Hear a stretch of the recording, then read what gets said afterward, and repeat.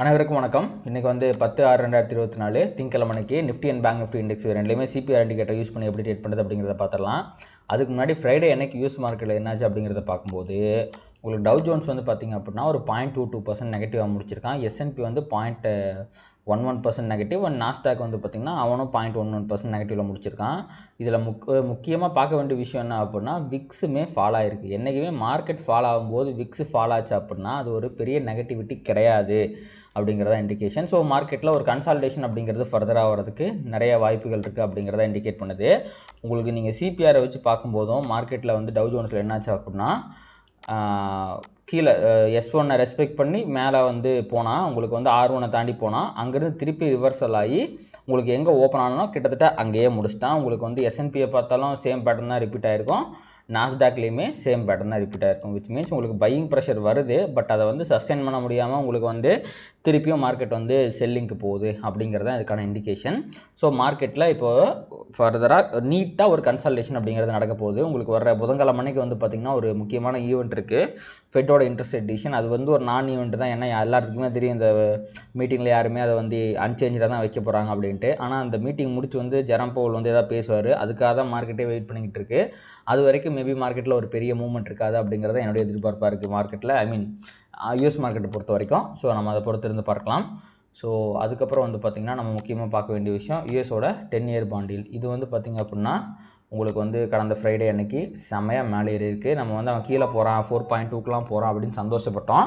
இப்போ வந்து பார்த்திங்கன்னா அவன் மேலே போயிருக்கான் 4.4 அப்படிங்கிற மாதிரி போயிருக்கான். இது வந்து பார்த்திங்கன்னா ஒரு நெகட்டிவான விஷயந்தான்.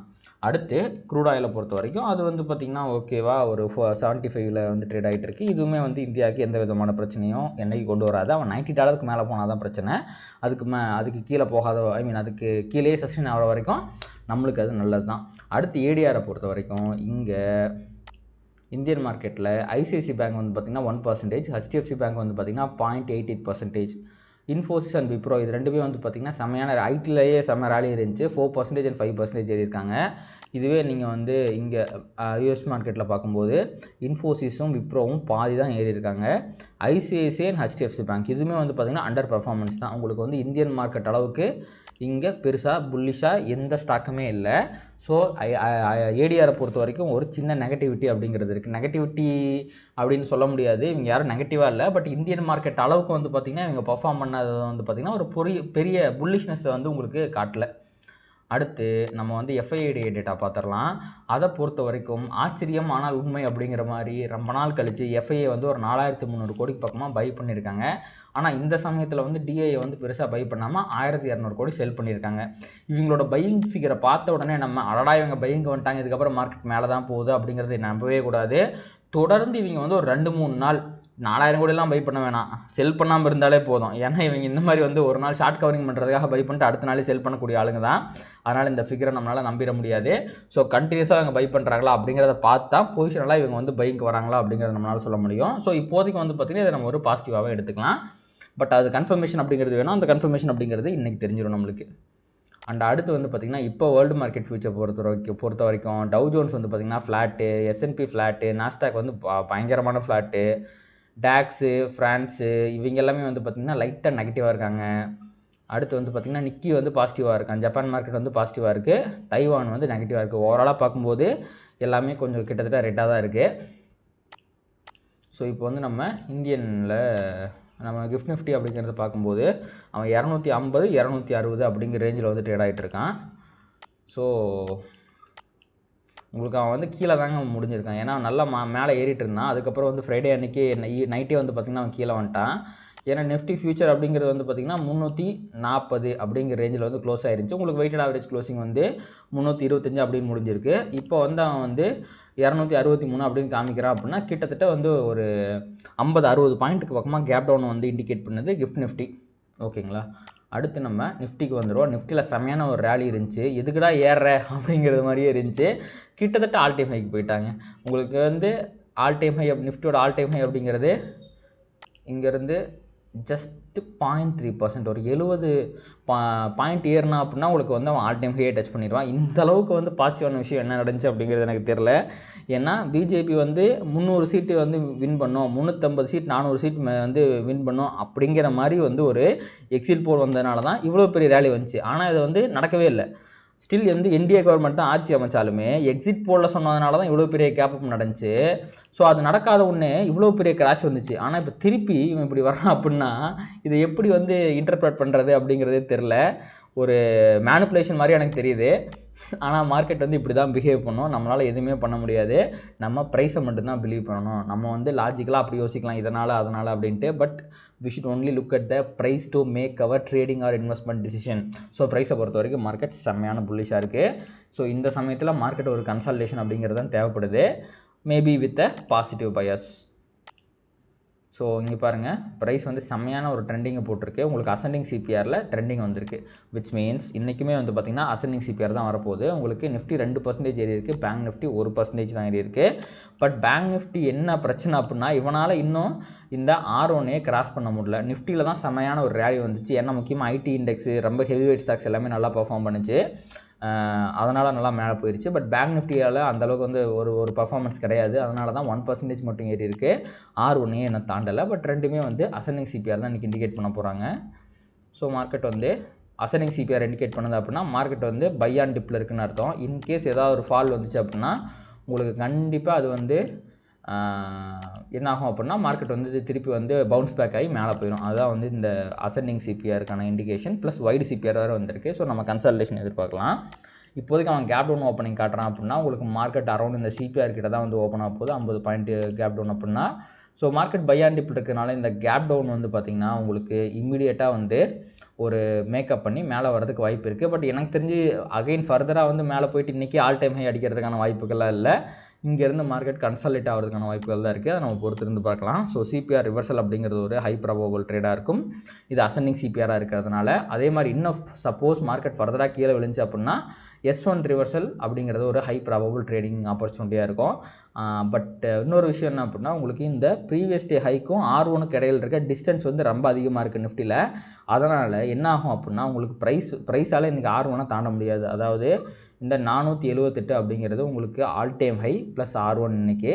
அதை தாண்டி கண்டிப்பாக இன்றைக்கி மார்க்கெட் மேலே க்ளோஸ் வைக்காது. அதனால் கண்டிப்பாக மார்க்கெட்டில் ஒரு ரிவர்சல் அப்படிங்கிறத நம்ம எதிர்பார்க்கலாம். இன்கேஸ் R1க்கு போச்சு அப்படின்னா அப்போ R1 reversal, CPR reversal and S1 reversal, இது மூணு தான் வந்து பார்த்திங்கன்னா ஹை ப்ராபபிள் ட்ரேடிங் ஆப்பர்ச்சுனிட்டி. பெரிய செல்லிங் ப்ரெஷர் நம்மளால் வந்து இன்றைக்கி பார்க்குறது கஷ்டம் as per the price action. But உங்களுக்கு வந்து கவர்மெண்ட்டில் புதுசாக பொறுப்பேற்றிருக்கிறாங்க, மினிஸ்டர்ஸ்லாம் புதுசாக வந்திருக்கிறாங்க.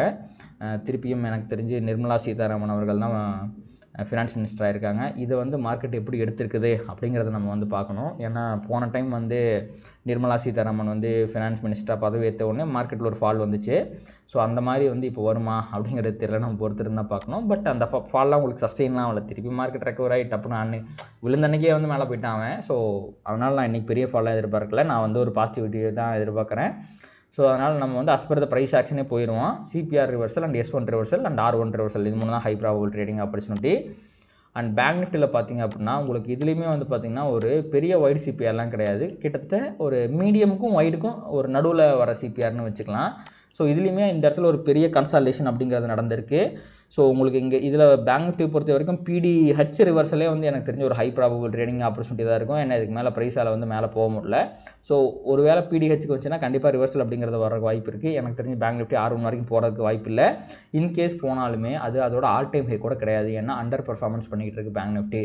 So PDH reversal, R1 reversal, இது ரெண்டுமே ஹை ப்ராபபிள் ட்ரேடிங் ஆப்பர்ச்சுனிட்டி தான். பட் இது வந்து அசெண்டிங் சிபிஆர் இருக்கிறதுனால CPR reversal and S1 reversal, இது ரெண்டும் ஹை ப்ராபபிள் ட்ரேடிங் ஆப்பர்ச்சுனிட்டி தான். அப்போது பேங்க் நிஃப்டியை பொறுத்த வரைக்கும் இன்றைக்கி 4 ஹை ப்ராபபிள் ட்ரேடிங் ஆப்பர்ச்சுனிட்டி அப்படிங்கிறது இருக்குது. ஸோ இதுதான் வந்து பார்த்திங்க அப்படின்னா நிஃப்டி அண்ட் பேங்க் நிஃப்டியை பொறுத்த வரைக்கும் சிபிஆரில் பொறுத்த வரைக்கும் ட்ரேடிங் ஆப்பர்ச்சுனிட்டிஸ்.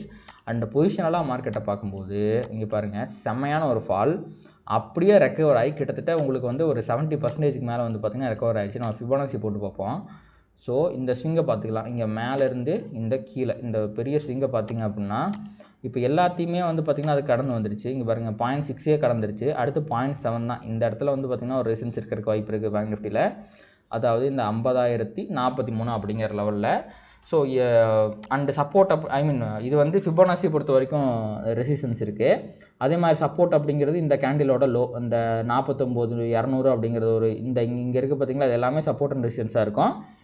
இது வந்து ஃபிபோனாசியை பொறுத்த வரைக்கும் நான் எவ்வளோ ரெக்கவர் ஆயிருக்கு அப்படிங்கிறத பார்க்குறதுக்காக பார்த்தேன். கிட்டத்தட்ட வந்து 0.75% மேலே வந்து பார்த்திங்கன்னா ரெக்கவர் ஆகிட்டான். அதுவும் வந்து ரொம்ப ஷார்ட் ஸ்பேன் ஆஃப் டைமில். ஸோ இது வந்து பயங்கரமான பாசிட்டிவிட்டி தான். பட் இந்த ரெக்கவரிக்கு கண்டிப்பாக மார்க்கெட் ஒரு 2-3 வாரம் கன்சால்டேட் ஆனால் தான் திருப்பி மேலே போக முடியும். ஸோ அந்த கன்சால்டேஷன் தான் இந்த வாரம் எதிர்பார்க்குறேன். அண்ட் வீக்லியில் இங்கே போட்டிருக்கேன் பார்த்தீங்களா, இதுதான் வந்து சிபிஆர், வைடு சிபிஆர் தான். என்றைக்குமே வீக்லியில் வைடு சிபிஆர் வந்துச்சுன்னா மோஸ்ட்லி மார்க்கெட் வந்து கன்சால்டேட் தான் ஆகும்.